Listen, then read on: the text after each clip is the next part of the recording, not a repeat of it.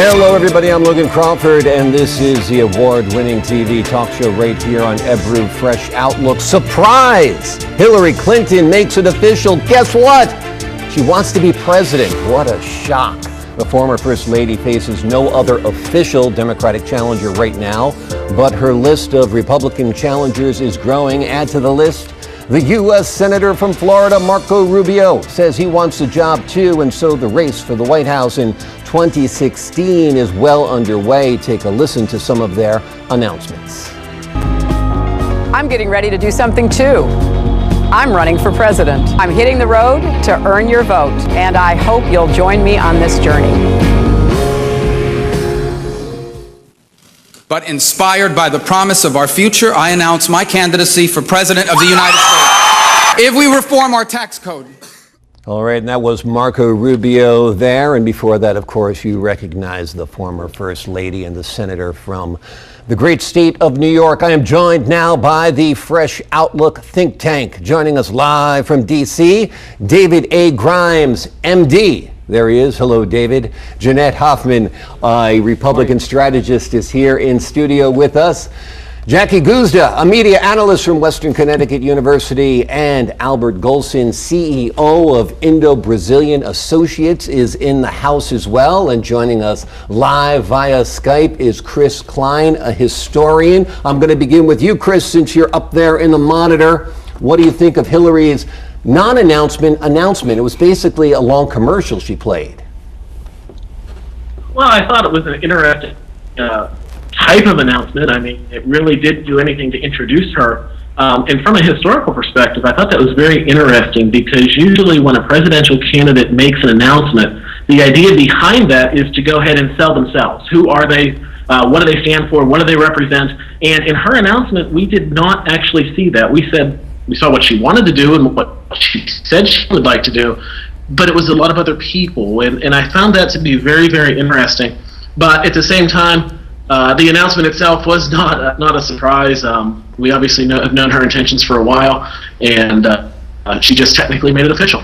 All right, let's turn now to Albert Golson in the studio. You saw the announcement as well, Albert. It was a commercial. Jon Stewart said it looked like a State Farm commercial, like, I want to be a farmer, I want to work in Chipotle, and I want to be president of the United States. What do you think of it?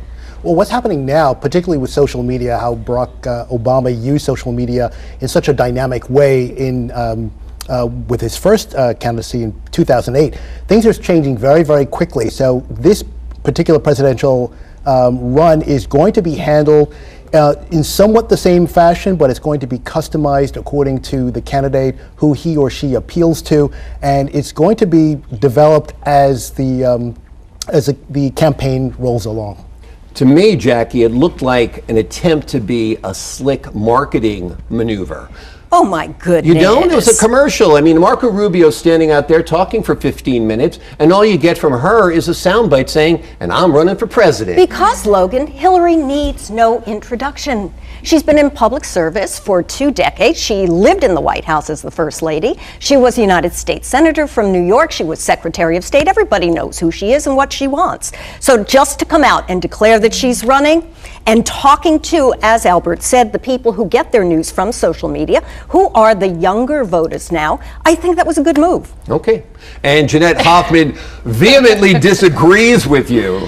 Yeah, I mean, I think the whole problem with Hillary is no one is excited about her. No, people are ready for a woman president, but are we ready for this woman to be president? And I don't think so. I think Hillary Clinton in this announcement, it's just typical Hillary Clinton. It's slick, it's overproduced, it's not authentic. You know, let's take a van to Chipotle and pretend that we're, among the people, among the common people, which she's not. Hillary Clinton is just not likable. She's just not someone anyone can relate to. She's like Bill Clinton with all the negatives, but none of the positives. Okay, I'm going to hold you there. Everybody here has got a lot to say, but let's turn to D.C. One of the historic elements of this, Dr. Grimes, is the fact that she is a woman running for president, and you would expect or perhaps hope she might be a champion of women's rights. What do you say, sir?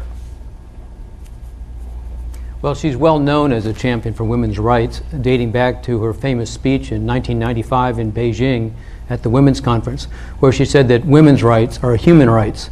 and she has a long legacy of being in favor of the full range of reproductive options, including safe legal abortion.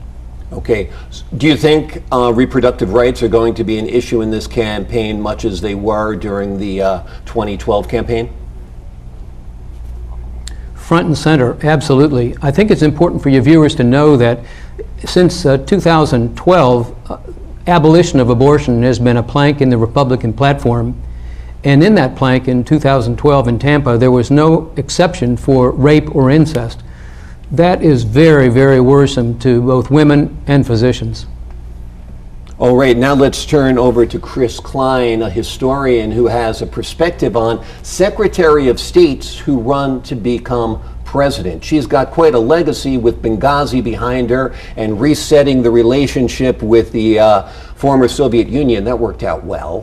Why don't Secretary of States make good presidents, sir? Well, they just don't. And from a historical perspective, the reason for that is the changing nature of who the Secretary of State is. You know, if we look prior to the Civil War, the Secretary of State was the stepping stone to the White House. You know, if you were appointed to be the Secretary of State, your next position in government was pretty much expected that you were going to be president. And that's not the case anymore. And the nature of the office has changed. It's a much more political office. You know, as the chief diplomat, and that's going to be one of the big issues with Hillary Clinton going forward.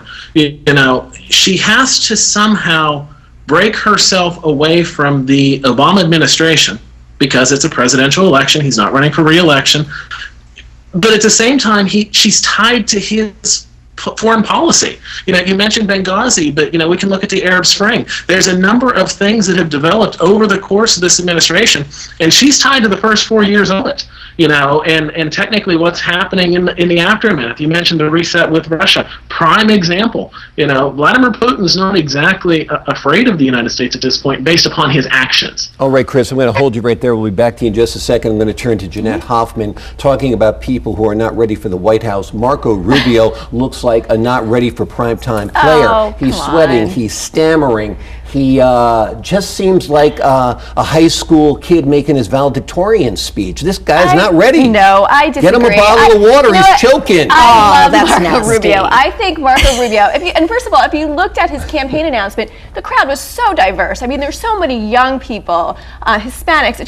He just reaches out to a Well, if he can't bring in young Hispanics, Jeanette, since he's a young Hispanic, who's he going to bring in? Yeah, I mean, but he just reaches out to such a broader audience than the traditional Mitt Romney crowd. I think Marco Rubio is very exciting. He, in the U.S. Senate, has been a consistent voice against President Obama on foreign policy. He has such a fantastic record. You know, Jeb Bush, who's one of his main competitors, and he's also from Florida, said, I just can't say a bad word about Marco Rubio. Oh, that's because he's going to be the candidate for the vice president. No, of the I don't know. We'll see. I mean, wouldn't you don't want say two that. Well, you have candidates two from Florida. candidates from Florida. That could be a problem. Marco Rubio stinks, right? He is an old man in a young man's body. I mean, The comb-over's got to go. you know, I mean- I don't care about his hair, sincerely, Okay. but people do. look, the candidates I with better know. hair usually You know win. what? You make a great point, because no matter who you vote for, no matter who wins, the system is broken. The system is broken, and people now who are running for president, they are there to do the duty of the people who contribute to their campaign, those big money donors. You know, Hillary Clinton, I am in favor of, because she came out and she said that we've got to support campaign finance reform if it takes a constitutional amendment. Probably she wants all the meantime- candidates to stop getting donations now that she's got a war chest that's of historic And that's got to be proportions. fixed with her, with any candidate. Let me turn to Albert. What's your take on Marco Rubio? Well, any image can be fixed. I mean, if he has an excellent track record, if he appeals to a broad swath of people as far as voters are concerned, as far as his image is concerned, of course he's going to be quite nervous. He's going to show non-presidential image, but that can easily be fixed as the campaign rolls along. So once that image starts to improve, then he could possibly give Hillary a run for her money. Let's turn to David Grimes. David, what's your take on Marco Rubio? We've talked about the appearance of the man and how he seems shaky and uncertain. What do you think of the substance of the man? Well, I think he lacks the gravitas of some of the other candidates. But I think that your viewers need to know that regardless of what their positions are, if they toe the Republican Party line, they're going to want to turn back the clock on American women and make abortion illegal. And that is not what we want to do. I'm old enough to have lived through those days, and they were horrible. For example, if a 14-year-old is raped, they think she should drop out of the 8th grade and have a baby. I don't think that's true, Doctor. I think that there is an extreme fringe on the right that has views like that. But I think we're living in a country now where marijuana is now legal, at least as a medicinal product, in a great number of states. I feel like the country is getting more and more liberal, and I feel that that is a scare tactic that Democrats often use to get people to back the Democratic candidate. No, it's actually a plank in the Republican platform and has been since 2012. Indeed, their opposition to abortion goes back to the 1980s consistently. So it's not a scare tactic, it's the reality. And here we are, whatever that is, 35 years later after 1980, and reproductive rights are still in place. And we've had a number of Republican presidents. I need to turn to Chris Kline now, who is joining us as well. What's your take on Marco Rubio, sir? Well, I think Marco Rubio is an interesting candidate.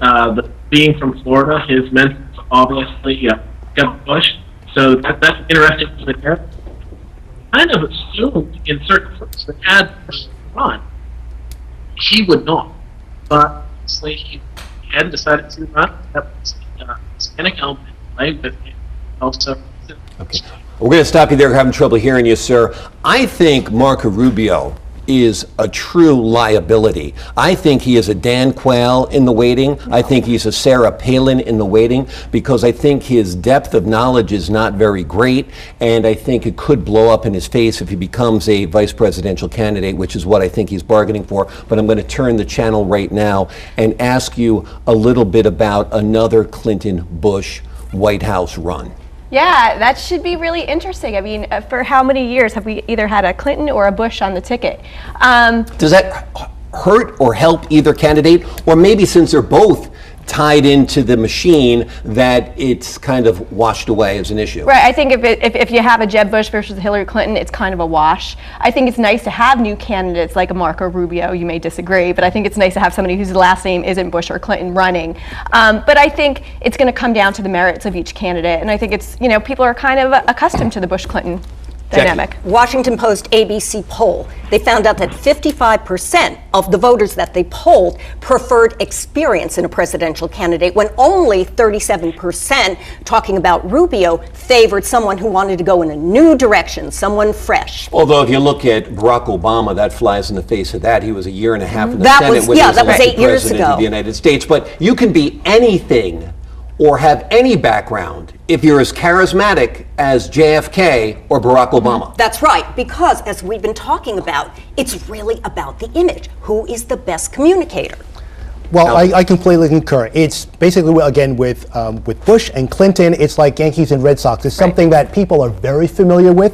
They subconsciously feel very comfortable in the sense that you have a Clinton legacy, you have a Bush legacy. Here's a big political rivalry on the biggest stage, and they are going to go for either one candidate or the other, really based on perception. Both candidates, well, then from that point, will really have to sell their merits as well as their image to come out on top. David Grimes, I'm going to give you the final word on this. We're talking about a Bush-Clinton run. It seems to me like Jeb Bush is very much a moderate, much in the same vein as Mitt Romney. So regardless of what the platform says officially, I don't think you're going to see a very right-winged candidate once Jeb Bush starts running in earnest. Well, let's hope they can moderate the very extreme Republican position. So that's the final word. You think that the will be silence there. David Grimes, thank you for joining us. Chris Kline, thank you for joining us as well. The Ebru think tank, the Fresh Outlook think tank, will be joining us on other issues as the show goes along. When we come back, a country is removed from the United States terror list, our neighbor just 90 miles from the coast of Florida.